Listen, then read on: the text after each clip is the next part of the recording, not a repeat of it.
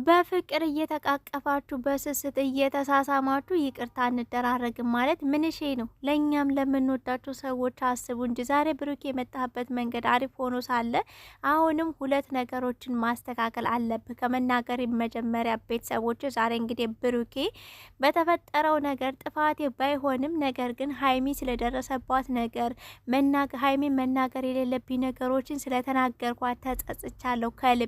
ያለ ሀይሚ ህይወቴ ባዶ ነው ብሎ ተጸጽቶ ሀይሚን ተንበርክኮ እግሯ ስር ወድቆ ይቅርታ ጠይቋታል። ነገር ግን ሀይሚዬ ደግሞ ይቅርታውን አልተቀበለችም። በመጀመሪያ ብሩኬ የመጣበትን መንገድ ይቅርታ አጠያየቁን ቀስ ብሎ ነገሮችን አስተውሎ ማየቱን እያንዳንዱ ነገሮች እንዴት ነው በቃ ከዱሮ ከሚያረጋቸው ነገሮች ሰከን ብሎ ስለመጣ ሀይሚ እንዴት ጥቅሙና ጉዳቷን በደንብ ስለገባው ስላወቀ ለእናቱም እንደዚሁም ሀይሚን እንዴት እንደምትወዳት ስለተረዳ ደስ ብሎኛል። የምሬ ነው። አመጣጡ መልካም ነው። አሁንም ሁለት ነገሮች አሉ ብሩኬ ማለት ያው አንተ ወንድ ነህ እንደ ወንድ ነው የምታስበው፣ እኛ ደግሞ ሴቶች ነን እንደ ሴት ነው የምናስበው። እንግዲህ ሀይሚዬ ያበቃለት ነገር ነው። እንዲያውም ከአጠገቤ ኢራቅ ሴሊ ተቆረጠች ቆረጠች ነው እያለች ነበረና በመጀመሪያ ሴት ልጅ ያው ሀይሚ ይገባኛል። አንቺ አሁን ሀሳብሽ ችግሩ ምን እንደሆነ እያሰብሽ ያለሽው አውቃለሁ። ግን እንዳልሽው ሴት ልጅ ከቆረጠሽ ቆረጠሽ ነው። አንቺና ብሩኬ ግን ምንም አልቆረጣችሁም እንዴ?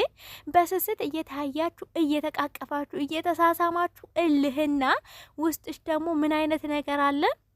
ያው ብሩኬን ይቅርታ ባደርግለት አሁንም ድጋሚ ይጎዳኛል ወይንም ደግሞ ድጋሚ የሩስ በህይወቱ ትመጣለች የሚለው ነገር ስላለና ስላለ ብቻ ነው እንጂ ሀይሚ ከሱ ፍቅርሽ ወጥቶልሽ ቆርጠሽ አይደለም። ሴት ልጅ ከቆረጠች የሚባለው እኮ ፍቅሯ ሲወጣላት ነው። ሴት ልጅ አው ትታገሳለች፣ ብዙ ነገሮችን ታሳልፋለች። ነገር ግን የሆነ ሰዓት ላይ ምርር ብሎ ከውስጧ ውጥት ካለላት ፍቅሯ መቼም አይመለስም። በዚህ 100% እኔ ፈርማለሁ ወይንም ደግሞ መሰክራለሁ።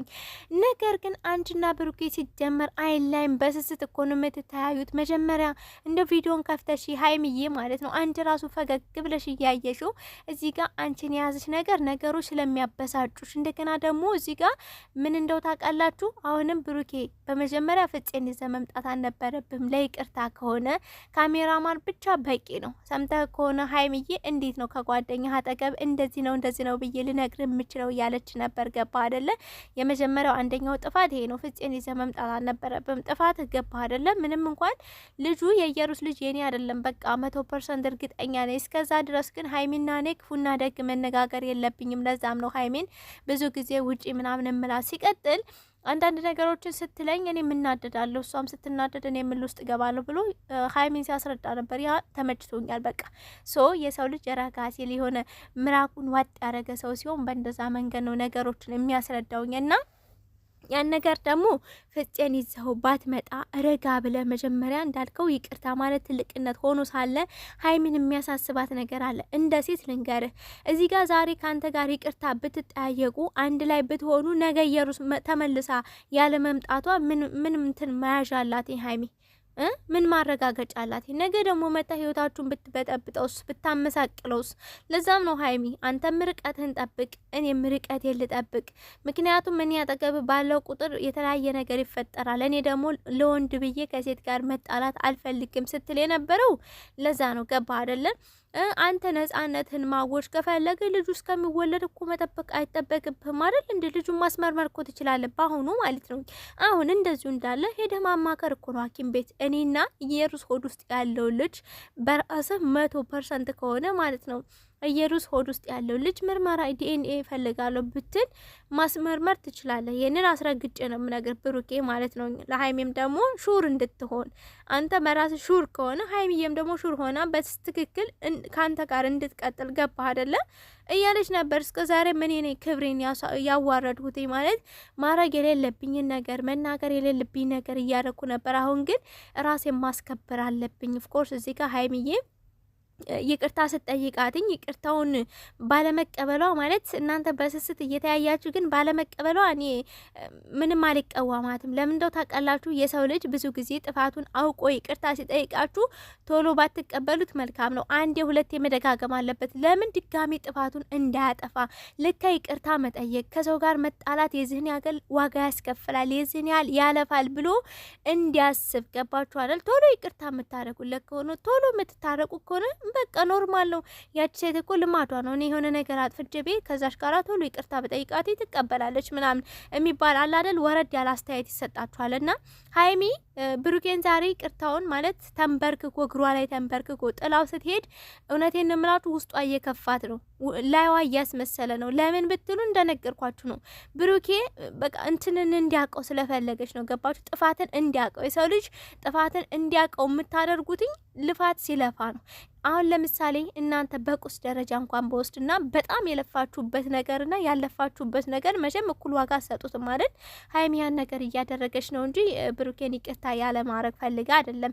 ሲጀመር እኮ እየተናገረች ነበረ። በቃ ማለት አሁን በዚህ ሰዓት ልጅ ውስጥ ከሚመረመር ድረስም ቢሆን ጭራሽ ባይሆንም የምንራራቀው ግን ከአጠገቤ ትንሽ ራቅ በልልኝ አለችው እንጂ ጭራሽ ከዚህ በኋላ እኔ እናንተ የሚያገናኘን ነገር የለም ምናምን ብላ ከውስጧ ቁርጥ ብሎ ይወጣላት ነገር የለም። ገባችሁ አይደለ? አንዳንዴ ሴቶች በጣም ምንድነው ጭንቅላታችን የሆነ ነገር ከያዘ አይለቅም። ገባችሁ? እዛ ላይ የበለጠ ስናስበው ስናብሰለስለው ሌላ ነገር ነው የምንጨምርበትና ሀይሚ ጋር የተረዳሁት ነገር ያ ነው።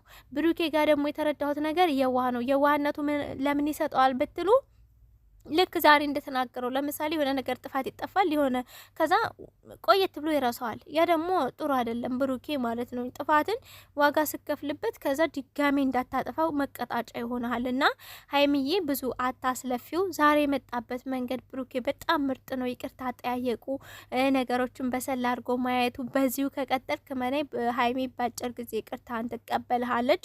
እሷም ደግሞ ልታስተምርህ ስለፈለገች ነው እንጂ አንተን ጠልታ ምናምን አይደለም። ብሩኬም ደግሞ ሪል ከውስጡ አውጥቶ ዛሬ ሲያወራ ሰማሁት።